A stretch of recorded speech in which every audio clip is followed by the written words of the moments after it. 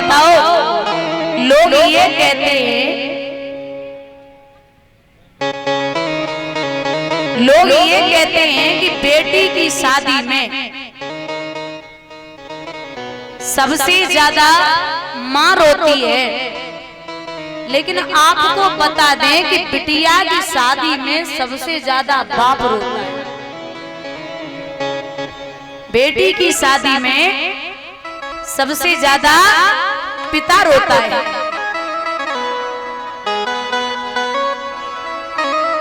एक बेटी जब तक घर पे रहती है, बेटी को पिता हर चीज देता है, सब सामान देगा,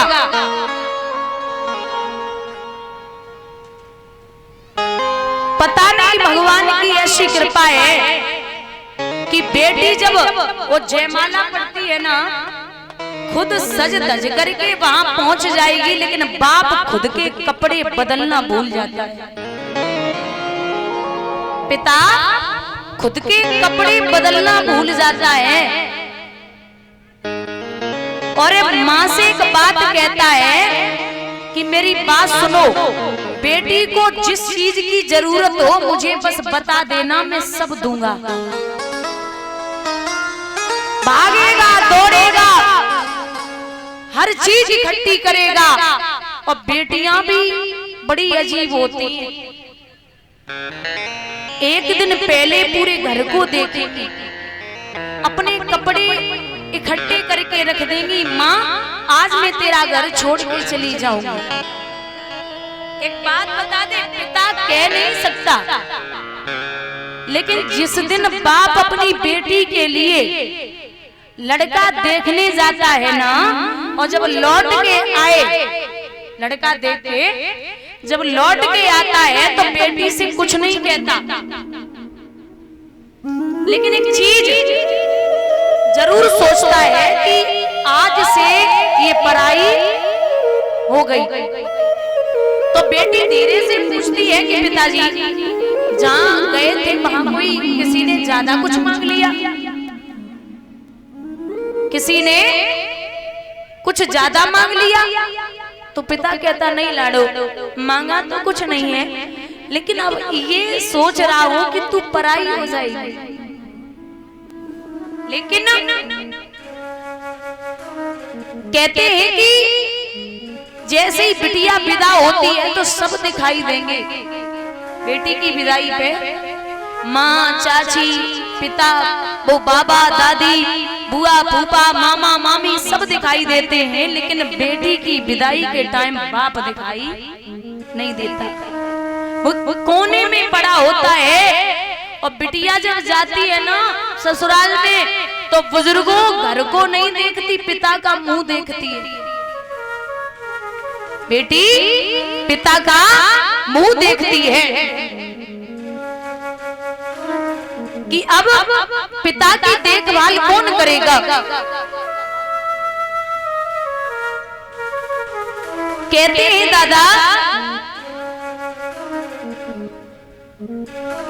कि अगर लड़के वाले 10-20 लाख रुपए मांग लेना तो पिता घर गिरवी रख देगा, लेकिन बेटी की शादी में देगा।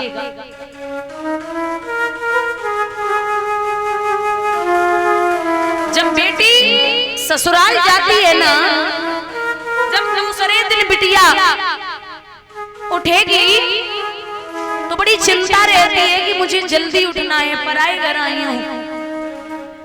जो सबसे पहले मायके में खाने वाली होती है ना, पिता 50 बार पूछता है कि मेरी बेटी ने खाना खाया या नहीं खाया। वो बेटी पूरे घर को ससुराल में खाना खिलाने के बाद 2 रोटियां हाथ में पकड़ के बैठती है, क्योंकि अब साथ खाने वाला और पीट के खिलाने वाला कोई नहीं है। अगर कुछ बेटी अच्छा बना लेना ससुराल में तो माँ को फोन करती, मैया आज मैंने ये चीज बनाई है, लेकिन माँ जो तू बनाती थी ना वो स्वाद मेरे हाथों से नहीं आया। तू बहुत अच्छा बनाती थी, तू मुझे सिखाती थी ना, तब मैं नहीं सीखती थी, तूने 1000 बार समझाया था, लेकिन मैया आज वो स्वाद मेरे हाथों से नहीं आया। पिता इतने ताने सुनता है बेटियों के लिए। अगर पिता बाहर काम करता है तो दादा सुबह 8 बजे दुकान खोल लेगा, रात को 10 बजे दुकान से घर आएगा, क्योंकि मेरी बेटियां हैं, इनको पढ़ाना है, लिखाना है, कमाना है, इनकी अच्छे घर में शादी करनी है।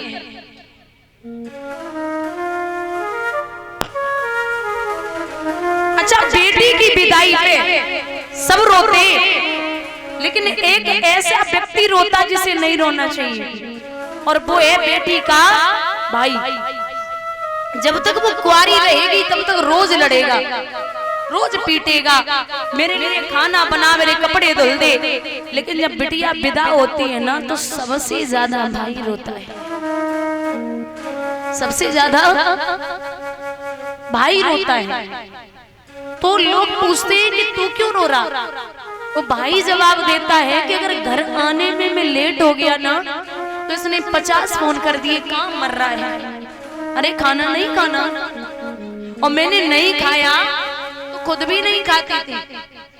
आज ये जा रही है तो कोई लड़ने वाला होगा, ना ही कोई हमें मनाने वाला होगा।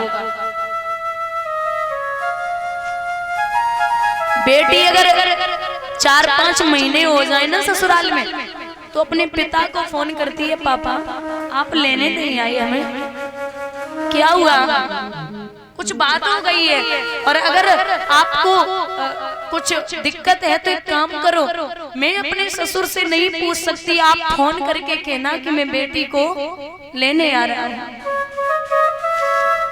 पिता समधी से फोन करता है कि मैं बेटी को लेने आ रहा हूं, तो लाडो फिर पूछती है, पापा क्या बोला? तो पिता कहता नहीं, वो मना कर रहे, बोलते मैं त्योहार पे भेजूंगा। तो बेटी वही चुप हो जाती है कि अब पराये हो गए, अब नहीं जा सकते। अच्छा, बाप को ये भी पता होता है, माँ अगर डांट भी देना तो बाप कहता है कि बस ज्यादा मत डांटो, ये बेटे तो अपने हैं, और ये बेटियां पराया धन है, पता नहीं शादी के बाद इन्हें कैसा घर मिले, कैसे सास ससुर मिले, शादी के बाद इनका क्या हाल होगा, कुछ पता नहीं है। इसलिए जितना हो सके, कुछ लोग ऐसे होते हैं कि पिता अपने कलेजे का टुकड़ा निकाल के दे देता है, लेकिन लोग पता क्या कहते हैं कि दहेज में कुछ नहीं मिला। अब उनको कौन समझाए? एक बाप ने कलेजे का टुकड़ा दे दिया, एक माँ ने अपनी आत्मा दे दी, एक भाई ने अपनी परछाई दे दी, एक बहन ने अपने खेलने का खिलौना दे दिया, उनको कौन समझाए? यहाँ हमारे भैया बैठे हैं, याद रखना, कहीं भी भोजन अच्छा न बने तो कह देना कि भोजन में स्वाद नहीं आया, लेकिन बाप की बेटी की शादी में जाओ ना, भोजन भले ही स्वादिष्ट न बने, लेकिन जीवन में ये मत कहना कि पेट नहीं भरा, क्योंकि बाप पूरी जिंदगी की कमाई अपनी बेटी की शादी में लगा देता है। उस बाप का तो आप किसी से पेन मांगना, वो पेन देने में हिचकिचाएगा, और यहाँ लोग कलेजे का टुकड़ा निकाल के किसी और के हाथ में दे देते हैं। माँ तो खुल के रो लेती है, लेकिन बाप खुल के नहीं रोता।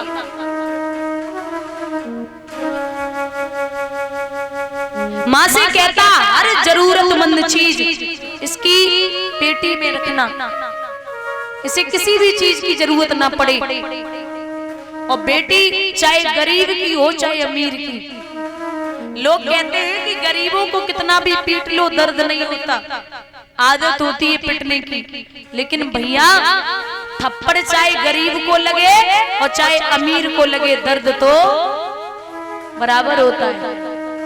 एक गरीब की बेटी जब विदा होती है ना,